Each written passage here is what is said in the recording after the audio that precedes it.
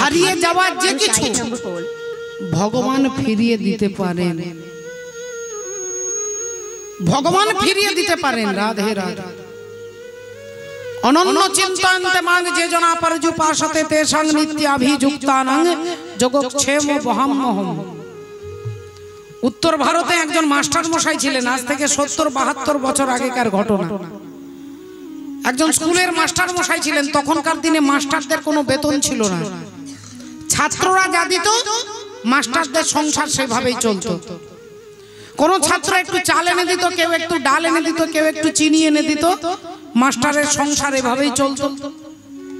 এখন উত্তর ভারতের মাস্টার মশাই প্রতিদিন ক্লাসে ছাত্রদেরকে পড়ানোর পরে সবাইকে ছুটি দেওয়ার পরে তিনি গীতা নিজে পড়তেন। আজকে যখন স্কুলে গেছে, কোন ছাত্র কেউ চালও আনেনি, কেউ ডালও আনেনি, কেউ কোনো কিচ্ছু আনেনি, সব খালি হাতে এসেছে। মাস্টার মশাই খালি হাতে যখন ঘরে গেছে, তখন তার গিন্নি বলে উঠলো, হ্যাঁ গো, বলি হাত নেড়ে নেড়ে চলে এলে, আজকে তো ঘরে চাল নেই, ডাল নেই, কোনো তেল নেই, সবজি নেই, আজকে তুমি চলে এলে, তুমি কিছু আনোনি? এখন স্ত্রী চিৎকার শুনে মাস্টার মশাই ভাবলেন, আজ তো ছাত্ররা কেউ কিছু এনে দিল না, তাহলে আমি পাবোটা কোথা থেকে? তার থেকে আজ কাজ করি, স্কুলে যাই। স্কুলে গিয়ে গীতা গ্রন্থটাকে খুলে আর গীতা গ্রন্থ পড়তে পড়তে পড়তে হঠাৎ একটা শ্লোকের উপরে চোখটা আটকে গেছে, যেখানে লেখা আছে অনন্য চিন্তন্তে মাং চেজনা পরজুপাসতে তেষাং নিত্যাভিযুক্তানাং যোগক্ষেম বহাম্যহম। ভক্তের বোঝা আমি বহন করি, যোগক্ষেম বহাম্যহম। এই লাইনটা যেই পড়েছে, মাস্টার মশাই টেবিলে কালি ছিল, কলম দিয়ে ওই দাগ লাইনটার উপরে বারবার দাগ কাটছে আর ভাবছে না না এটা এটা ভুল, এটা ভুল, এটা হতে পারে না। তিনি যদি বহন করবে, তাহলে আমার ছাত্ররা আজকে ছাত্রদেরকে দিয়ে কিছু ভগবান পাঠালো না কেন? ভগবান তো পাঠিয়ে দিতে পারতো, চাল ডাল দিয়ে তো পাঠাতে পারতো। তাহলে এই লাইনটা ভুল, এটা মিথ্যে মিথ্যে। কলম দিয়ে দাগ দিয়ে বারবার কালি দিয়ে দাগ দিচ্ছে, কিছুতেই লেখাটা যাচ্ছে না, আরো বেশি চকচক করছে। রেগে গিয়ে গোটা কালির বোতলটা নিয়ে গীতার উপরে ঢেলে দিয়েছে। টেবিলে মাথাটা দিয়ে মাস্টার মশাই চুপ করে বসে আছে। কিছুক্ষণ পরে তিনি ঘর আসছেন, ভাবছেন ঘর যাব। আর এদিকে অন্তর্যামী ভগবান বাচ্চা ছেলের রূপ ধারণ করে মা মাথায় একটা ঝুড়ি নিয়েছে। ঝুড়িতে আছে চাল ডাল সবজি তেল মিষ্টি নুন সবকিছু আছে। সেই ঝুড়িটা ধরে আনছে, মাস্টার মশাইয়ের গিন্নিকে ডাকছে, মাগো ও মা একটু ধরো না মা, বড্ড ভারী লাগছে, ধরো না, ধরো না মা, একটু ধরো না। তাড়াতাড়ি বেরিয়ে এসেছে মাস্টার মশাইয়ের গিন্নি। কিরে বাবা, কে রে তুই? আমি আপনার স্বামীর কাছে লেখাপড়া করি, এটা দয়া করে ধরুন, খুব ভারী লাগছে। আহা হা, এত ভারী ঝুড়িটা তোর মাথায় কে দিয়েছে? না গুরু মশাই দিয়েছে। আর এই ঝুড়িটা আনতে গিয়ে দেরি হয়েছে বলে গুরু মশাই আমাকে খুব মেরেছে বাবু। কিন্তু কিন্তু আমার স্বামী তো কোনোদিন কাউকে মারে না, আমার স্বামী তো কোনোদিন কাউকে মারে না রে বাবা। কি বলছিস তুই? মাগো আমাকে আজকে খুব মেরেছে ভাই, দেখো আমার সারা শরীর থেকে ফুটে ফুটে রক্ত বেরোচ্ছে, আমাকে খুব মেরেছে ভাই, খুব মেরেছে। আর শুধু মেরেও শান্তি হয়নি, আমার মুখের মধ্যে কালি ছুড়ে দিয়েছে। দেখো আমার গোটা মুখে কালি লেগে আছে, আমি কালো বলে তুমি বুঝতে পারছো না। মাস্টার মশাইয়ের গিন্নি তাড়াতাড়ি ঝুড়িটা নামিয়ে কোলে নিয়ে বললেন, আহারে তোকে আমার স্বামী মেরেছে, আমার বিশ্বাসও হচ্ছে না, আবার তুইও তো মিথ্যে কথা বলবি না।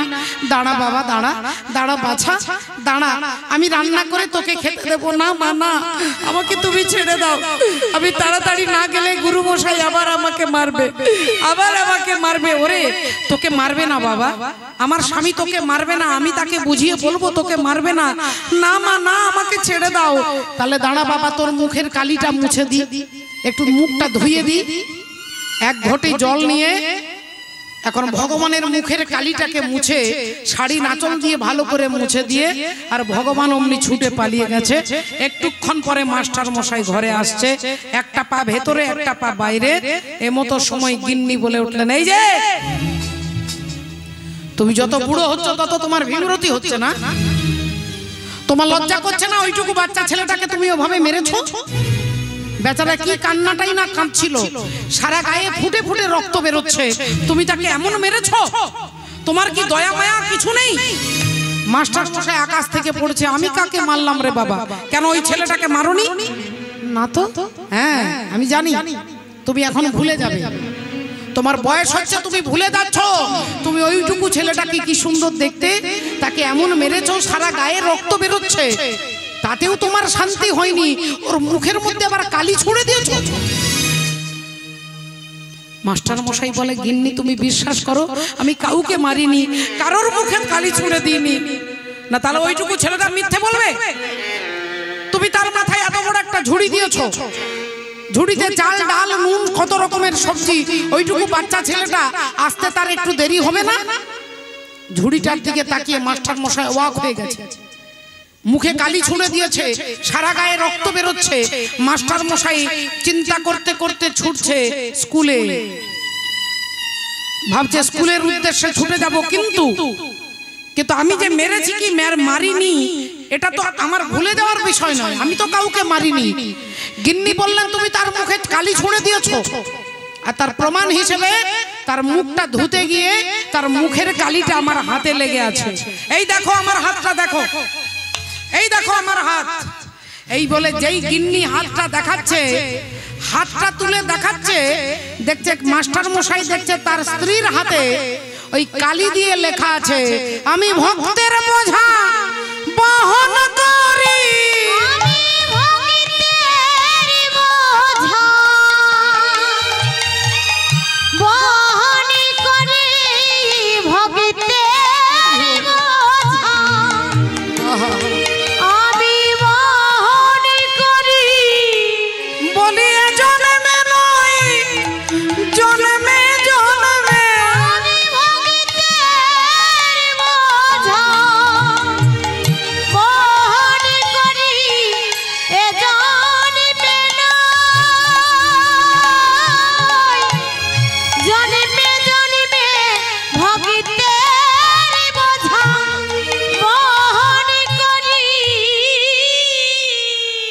ভক্তের বোঝা বহন করি, স্ত্রীর হাতটাতে লেখা আছে যোগক্ষেম বহম মহম। মাস্টার মশাই ছুটে গিয়ে স্কুলে গিয়ে গীতা গ্রন্থটাকে বুকে নিয়ে বলছে, এই গীতার পাতার উপরে কলম দিয়ে দাগ কেটেছি, আমার গোবিন্দের অঙ্গে লেগেছে, গীতা গ্রন্থের উপরে কালিটা ছুঁড়ে দিয়েছি, সেই কালিটা আমার ভগবানের বদনে লেগেছে, তুমি আমায় ক্ষমা করো ঠাকুর, আমি অজ্ঞানী, আমি মূঢ়, আমাকে তুমি ক্ষমা করো দয়াময়, ক্ষমা করো। তাহলে একটু চিন্তা করে দেখুন তো মা, 70-72 বছর আগে যদি ভগবান ভক্তের বোঝা বহন করেন, তাহলে আমরা তাকে সেই বিশ্বাসে ডাকতে পারি না। লোকে বলে কৃষ্ণ পাষাণ সাড়া দিতে জানে না, আর মন বলে আকুল হয়ে কেউ তো তারে ডাকে না। তাহলে আসুন আজকে কি হলো দেখুন একটু লক্ষ্য করে। ছেলে বলে, আজ থেকে আমি তোমাকে খুঁজবো না, আজ থেকে আমি জগৎপতি গোবিন্দকে খুঁজবো। এই বলে বব্রু বাহন ভগবানের আশায় আশায় বসে আছে। আর তিনি একদিন সেই বব্রু বাহন, তিনি রাজা হয়েছে মণিপুর রাজ্যে, সেই রাজা হয়ে এবার অশ্বমেধ যজ্ঞের ঘোড়াটাকে ধরেছে, আর ঘোড়াটাকে ধরে তার মায়ের কাছে নিয়ে আসছে, মা এই দেখো অশ্বমেধ যজ্ঞের ঘোড়া ধরেছি। মা বললেন, খুব ভালো করেছিস বাবা, খুব ভালো করেছিস, তুই আমার বীর পুত্র, তাই তুই অশ্বমেধ যজ্ঞের ঘোড়া ধরেছিস। কিন্তু হ্যাঁ রে বাবা, যজ্ঞটা করছে কে? ছেলে বলল, তাদের নাম লেখা আছে, এই তামার পাতার উপরে তাদের নাম লেখা আছে, দেখ তো বাবা কারা যজ্ঞ করছে, দেখ তো কারা যজ্ঞ করছে। অমনি বব্রু বাহন তামার পাতাটা হাতে নিয়ে বলছে যারা যজ্ঞ করছে তাদের প্রথমেই নাম লেখা আছে ধর্মপুত্র যুধিষ্ঠির, তারপরে লেখা আছে পবনপুত্র ভীম, আর তারপরে লেখা আছে গান্ডীবধারী তৃতীয় পাণ্ডব অর্জুন। আর যেই অর্জুন বলেছে উনি চমকে উঠেছেন, চিত্রাঙ্গদা থমকে উঠেছে, চোখগুলো ছলছল করে উঠেছে, চিৎকার করে বলে উঠলেন, ওরে বব্রু, ওই ঘোড়াটাকে ছেড়ে দে বাবা, ওই ঘোড়াটাকে ছেড়ে দে, ছেড়ে দে বাবা, ছেড়ে দে। তোর বাবা আমাকে ছেড়ে চলে গেছে, তুইও যদি আমাকে ছেড়ে চলে যাস আমি কাকে নিয়ে থাকবো বাবা, কাকে নিয়ে থাকবো? ছেলে বললেন, সে কথা পরে হবে, আগে তুমি আমাকে বলো মা, আমি যুধিষ্ঠির নাম বললাম তুমি চুপ করে শুনলে, আমি ভীমের নাম বললাম তুমি চুপ করে শুনলে, আমি অর্জুনের নাম বলতেই তুমি চমকে উঠলে কেন? তুমি থমকে গেলে কেন? সত্যি করে বলো মা, সত্যি করে বলো অর্জুনকে, অর্জুনের সঙ্গে কি তোমার সম্পর্ক? অর্জুন তোমার কে হয় তোমাকে বলতে হবে। আজকে যদি না বলো তোমার পায়ে মাথা ঠুকে আমি মরবো, তোমার পায়ে মাথা ঠুকে আমি মরবো, তোমাকে বলতে হবে। চিত্রাঙ্গদা দেবী বললেন, ওরে বব্রু, আমি তোর বাবার কথা বলতে পারবো না বাবা, বলতে পারবো। অর্জুন হাসছেন, ঠাকুর ঘরে কে? না আমি তো কলা খাইনি। ঠাকুর ঘরে কে? না আমি তো কলা খাইনি। আমি তোমাকে জিজ্ঞাসা করলাম অর্জুন কে, আর তুমি বলছো আমি তোর বাপের কথা বলতে পারবো না। তাহলে সত্যি করে বলো মা, অর্জুন কি আমার পিতা? অর্জুন কি আমার জন্মদাতা? আজকে তোমাকে বলতেই হবে। চিত্রাঙ্গদা দেবী চুপ করে আছে, কোনো কথা বলতে পারছে, চোখ দিয়ে শুধু টকটক করে জল পড়ে যাচ্ছে। যে কথা মনের কথা জানি না কেন, মুখে সে থেমে গেল, বলা গেল না, বলা হলো না। বুঝতে পেরেছি মা, বুঝতে পেরেছি তুমি বলতে পারবে না, তোমার কোনো একটা বাধা আছে। তাই মাগো, অর্জুন যদি আমার পিতা হয়, আমি প্রতিজ্ঞা করে বলছি তোমার স্বামীকে তোমার পাশে দাঁড় করিয়ে দেব, তোমার পাশে তোমার স্বামীকে দাঁড় করিয়ে দেব। এই বলে বব্রু বাহন ছুটছে, আর এদিকে ভগবান কৃষ্ণ অর্জুনকে নিয়ে আসছে। অর্জুন, অর্জুন চলো চলো মণিপুরে, অর্জুন চলো চলো মণিপুরে, চলো চলো মণিপুরে, অর্জুন চলো চলো মণিপুরে, চলো চলো মণিপুরে, অর্জুন চলো চলো মণিপুরে, চলো চলো মণিপুরে। ভগবান নিয়ে আসছেন অর্জুনকে। কেন? আজকে দেখুন, অর্জুনকে বলছে যে মণিপুর রাজ্যের রাজা তোমাদের অশ্বমেধ যজ্ঞের ঘোড়াটা ধরেছে, তাই যুদ্ধ করতে যেতে হবে। আর তার উদ্দেশ্যটা কি? না অর্জুনের অহংকারটা চূর্ণ হবে, অর্জুনকে যে মা গঙ্গা অভিশাপ দিয়েছে সেটাকে সত্য করতে হবে। তাই মণিপুর রাজ্যে অর্জুনকে নিয়ে আসছে, আর এদিকে বব্রু বাহন যাচ্ছে। পিতা পিতা পিতা বলি ছুটিতে লাগিল, পিতা পিতা পিতা বলি ছুটে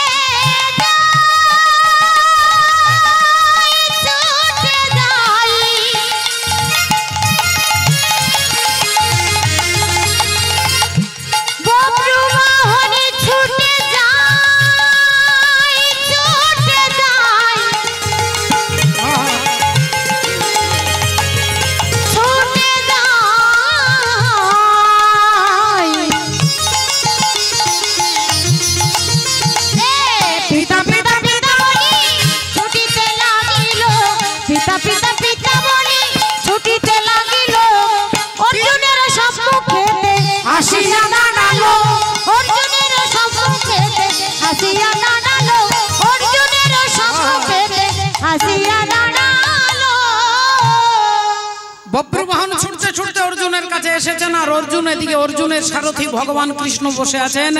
বব্রু বাহন বলে উঠলেন, বাবা বাবা গো, এই দেখো বাবা, আমি তোমার ছেলে, বাবা আমি তোমার ছেলে।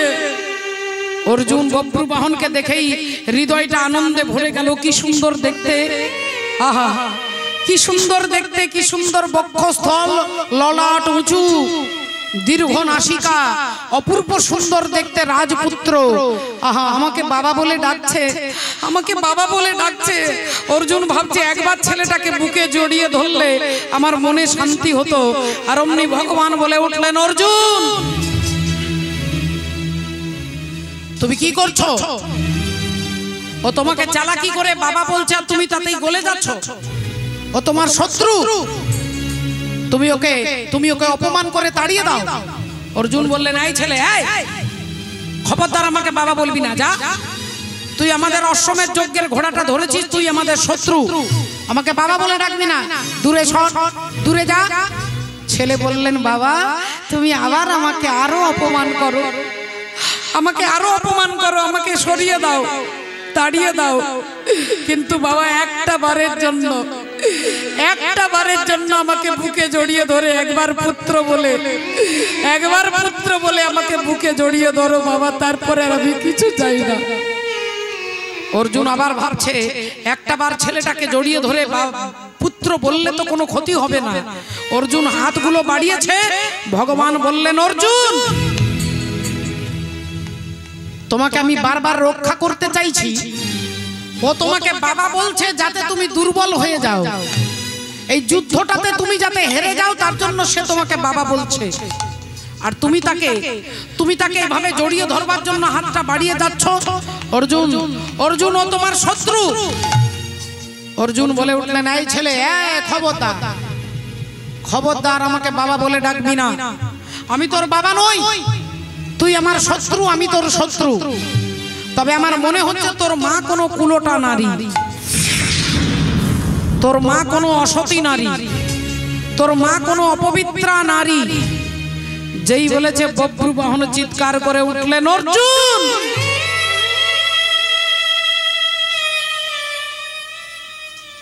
তুমি যে মুখ দিয়ে আমার মাকে অসতী বলেছো, আমি এতক্ষণ নীরবে তোমার অপমান সহ্য করেছি, কারণ আমি জানি তুমি আমার বাবা। কিন্তু যে মা আমাকে সমাজের লাঞ্ছনা গঞ্জনা সহ্য করে আমাকে বড় করেছে, সেই মাকে তুমি অসতী বলেছো। আমি প্রতিজ্ঞা করে বলছি তোমার মুন্ড থেকে দেহটাকে আলাদা করে দেব, তোমার মুন্ড থেকে দেহটাকে বিচ্ছিন্ন করে দেব। অর্জুন বলে, তোর এত সাহস, আমার মুন্ড থেকে দেহটাকে তুই বিচ্ছিন্ন করে দিবি, তোর এত সাহস? তাহলে দেখা যাক আজকে কার ক্ষমতা। অর্জুন ধনুর্বাণ নিয়ে দাঁড়ালেন আর বব্রু বাহন দাঁড়িয়েছেন ধনুর্বাণ নিয়ে। অর্জুন বললেন, আমি তোকে শেষ করে দেব, আর বব্রু বাহন বলছে তোর মুন্ড থেকে দেহটাকে আলাদা করে দেব। অর্জুন একটা তীর মেরেছে, বব্রু বাহন আটকে দিয়েছে। এবার বব্রু বাহন একটা তীর মেরেছে, অমনি অর্জুন আটকে দিয়েছে। ঘন্টার পর ঘন্টা পিতার পুত্রের লড়াই হচ্ছে, বাপ আর ছেলের লড়াই হচ্ছে। একবার অর্জুন মারছে, একবার বব্রু বাহন মারছে। কেউ কাউকে মারতে পারছে না, কেউ কাউকে হারাতে পারছে না। অর্জুন ভাবছে ওইটুকু ছেলেটার সঙ্গে আমি পারছি না কেন, আর বব্রু বাহন ভাবছে আমি ওকে মারতে পারছি না কেন। এমন সময় আসছেন, বব্রু বাহনের পেছনে দাঁড়িয়েছেন কে?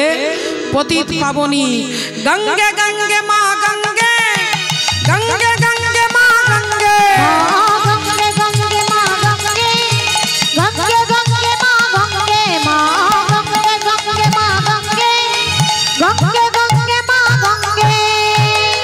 হে মা সুরেশ্বরী গঙ্গে,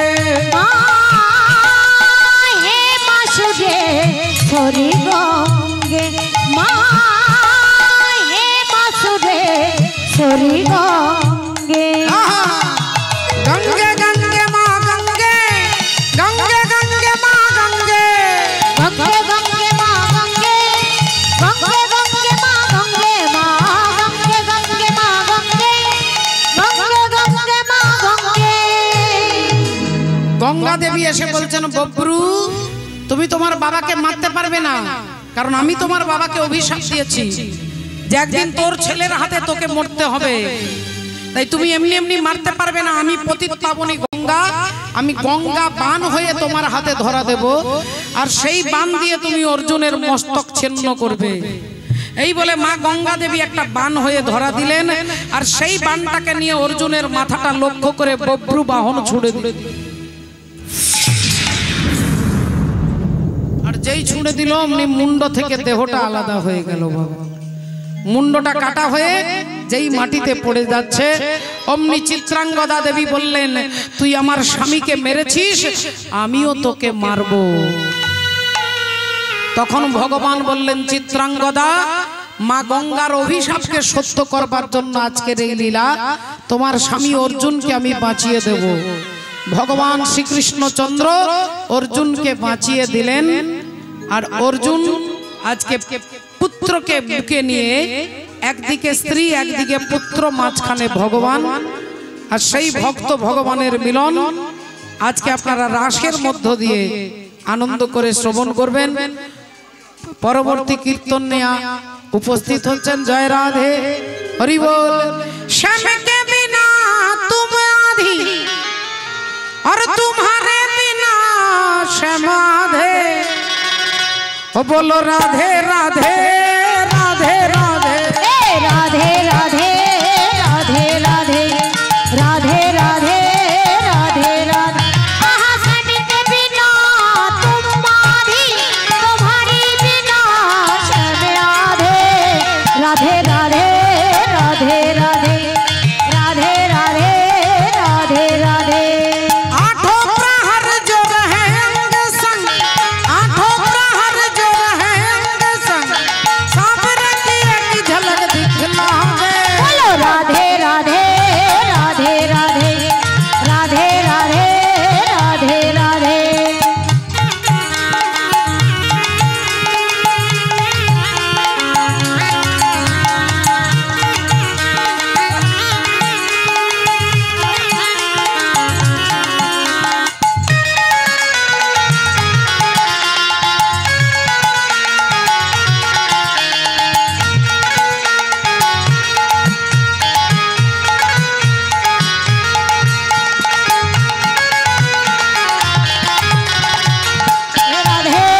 राधे राधे बोलो राधे राधे राधे राधे। मैं तो साबर की रंग में राजी, साबिरे रंग में बाजी, और बांध घुंघरू पायल में नाची। ओ पाए घुंघरू पायल में नाची। अरे कैसो निष्ठुर भयो जसोदा को लल्ला को, कैसे निष्ठुर बोलो जशोमती लल्ला को। अरे मेरे हृदय की